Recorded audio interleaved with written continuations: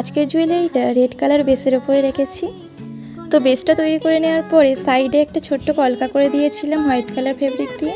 তারপরে ওই কলকাটার পাশ করে একটা অর্ধ ফেসের ছবি এঁকে নিয়েছিলাম। মুখটা ইয়েলো কালার করে নিয়েছিলাম। ফেসটার উপরে চোখ মুখ তৈরি করে নিয়েছিলাম।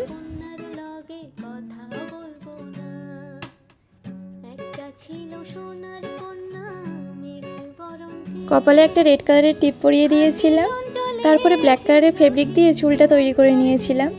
চুলটা রিয়েল বোঝানোর জন্য হালকা একটু অ্যাশ কালারের শেড অ্যাপ্লাই করেছিলাম চুলটার উপরে।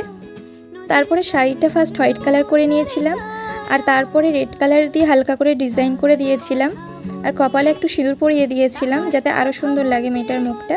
এইভাবে দুটো ইয়াররিংসও বানিয়ে নিয়েছিলাম, আর তার সাথে কিছু কড়িও অ্যাটাচ করে দিয়েছিলাম নিচে। এরপর রেড কালারের ট্রাসেল আর হোয়াইট আর রেড কালারের কাটেন বল লাগিয়ে দিয়েছিলাম। তো তোমরা দেখে জানিও কেমন লাগলো। ভালো লাগলে লাইক কমেন্ট এন্ড শেয়ার করো প্লিজ।